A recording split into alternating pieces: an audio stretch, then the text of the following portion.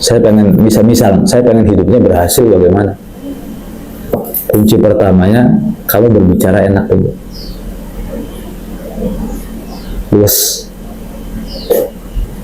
bisa tahu posisi. Nah, cara melatih pembicaraan yang enak itu salah satunya dengan nahwu shorof. Gini ya, pahami baik-baik ya. Orang bicaranya enak itu nyambung dengan siapapun. Iya kan? Masuk akal nggak? Orang bicaranya enak itu nyambung dengan siapapun. Nah, karena nyambung dengan siapapun, akhirnya orang-orang tuh ngerasa nyaman. Nanti nyari lagi baru, mana baru karena nyaman. Coba kalau ngobrol gak nyambung, masa ya dicariin?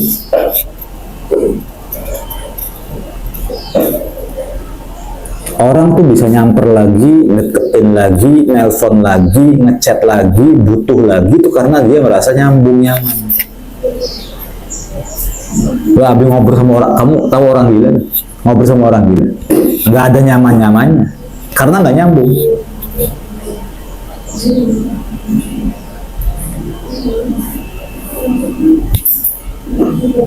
Ini contoh nih. Fahri kalau ngomong enak, misal ada orang nanya tentang bola, ini kalau saya lebih suka Ronaldo daripada Messi. Jadi orang nih akhirnya ngobrol sama Fahri kok nyambung ya, diajak ngobrol bola ya. Kepelet nih, nempel nih. Oke. Yang satu ngobrol politik. Fahri bilang, kalau dulu enak mas, partai nggak banyak, cuma 3, PDI, Golkar, P3. Kan awal mula partai banyak tuh sekitar setelah Orde Baru, rusak semua kayak gitu. Ya, awal mula Demokrat berdiri itu di situ dong sama SBY. Nyambung juga ya, enak juga ngobrolnya, ketempelan kan gitu. Nah, satu lagi ngobrol tentang ulama-ulama apalagi. Siapa coba yang kira-kira lahir di masa-masa tabi'ut tabi'in?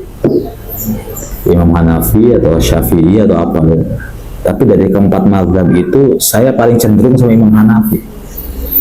Karena menurut saya beliau itu relevan, dipakai di setiap zaman itu relevan. Kalau Imam Syafi'i lebih kepada ketat, kalau Imam Hanafi relevan. Ya enak juga ya ngobrol sama dia. Ngobrol sama tukang bangunan atau ngobrol sama mandor, Pak gimana ini? Pak nggak usah kolomnya, nggak usah besar-besar Pak, udah cukup 15 kali 25 aja Pak. Nah ceker ayamnya sedikit aja nanti ininya. Jadi ngobrol itu nyambung ya.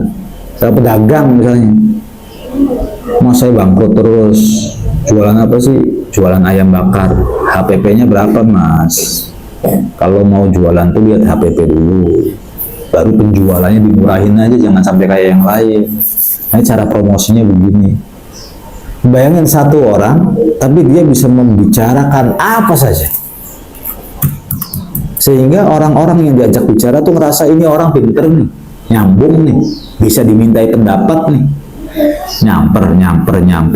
Orang itu adalah pintu rezeki anak-anak. Coba kamu ngakuin ya, orang itu adalah pintu rezeki. Itu dari mana?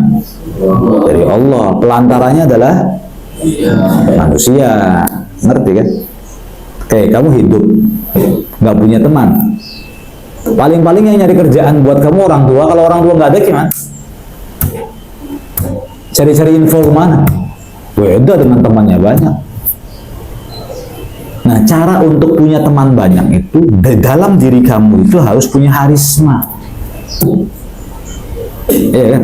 Kalau kamu nggak punya harisma ya nggak punya teman. Kalau nggak punya teman, rezekinya pasti seret. Man sarrahu ayun sya'alahu fi rizq fi athari wa yusa'alahu fi rizqih. Kalau rezekinya mau luas, yang banyak-banyak silaturahmi. Ya gimana bisa silaturahmi orang kamu aja nggak punya? Kenapa nggak punya teman? Kaku mulutnya, nggak dilatih tuh. Ngobrol sama apa? Diem, ngobrol, kebingungan, nggak bisa punya teman begitu. Di kuburan, di gunung, tengah-tengah jalan lupa pasti ya. Tapi kalau punya teman banyak tuh enak. Ini contoh. Abi lagi butuh uang 2 juta. Menurut Abi sih, jam 7 juga udah langsung dapat kan 2 juta. Kenapa demikian? Temennya banyak. Kalau minta kan nggak bagus kan, paling minjem lah. Minjem dulu di Ozan, nggak ada Bi. Di Bahrul nggak ada Bi. Di Fahri nggak ada Bi. 1000 teman, nggak mungkin nggak ada yang nggak ada. Pasti ada. Masa miskin semua punya teman miskin semua nggak? Ada aja yang kaya. Atau gini deh, 2 juta nggak usah semuanya serempak Ojan, minta sih 50.000 aja.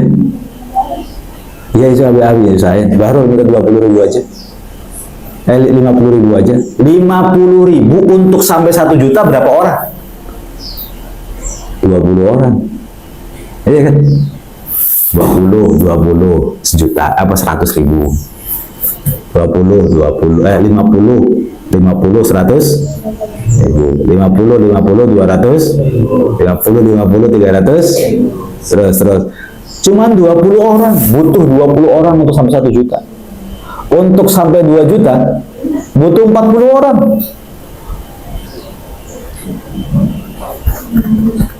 Jadi penting nggak punya teman? Penting.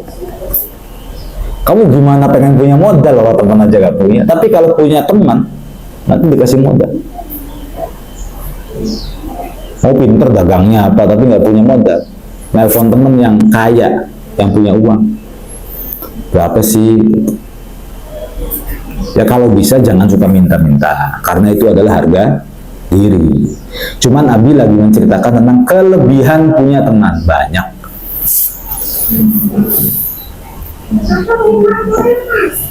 Ban bocor itu kukuntang, ada temen itu kukuntang. Ada Mbak Agis, ada Mbak Ang Noval, ada Haji Muslim, misalnya. Ada Pasarka. Di Sindang Jawa, di Cengwak ya ada Kang Salman. Di Sindang Jawa ya ada Ang Fahrul, ada Ang Ipul, ada Ang Abdisal ya contoh. Di Pondok Paru banyak lah Pondok Paru itu. Ada Mang Komar, ada Ang Udin, ada yang tukang urutnya itu Mang Jam, ada Dawud, ada anaknya Haji Miskat Pondok Paru. Jadi pengen ban bocor di mana ya?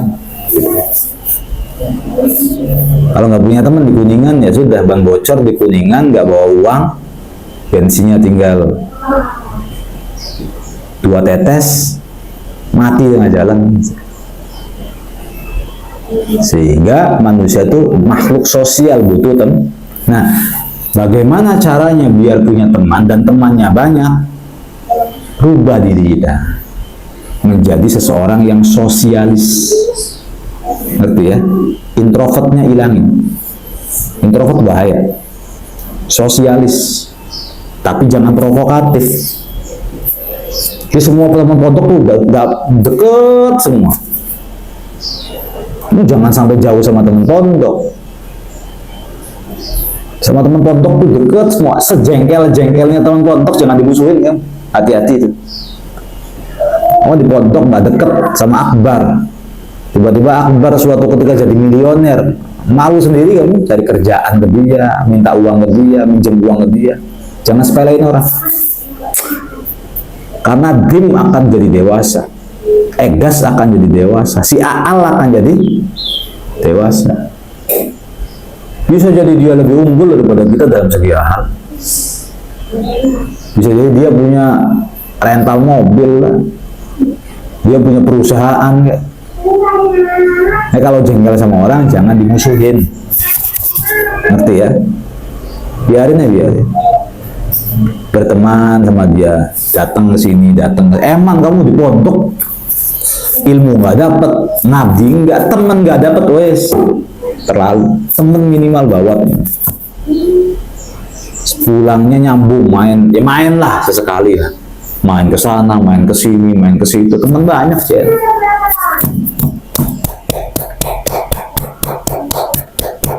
Nah, cara temennya banyak tapi kamu nggak bisa ngomong juga percuma. Nggak ada daya tarik, ya. Menang kayak patung enggak ya. Dia bisa-bisa lah ngobrol santai, diajak ngobrol, diajak curhat, diajak berdialog, diajak berdiskusi. Lah, macetnya kita dalam bicara itu karena kita tidak mengolah diri. Jadi di umur-umur SMA, di umur-umur kuliah tuh nggak belajar ngajar. Nah, kalau Abi nyuruh kamu ngajar tuh kamu nurut ngajar, latih diri kamu.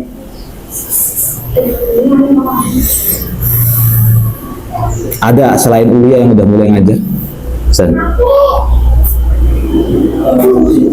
Hah? Ini baru udah mulai ngajar.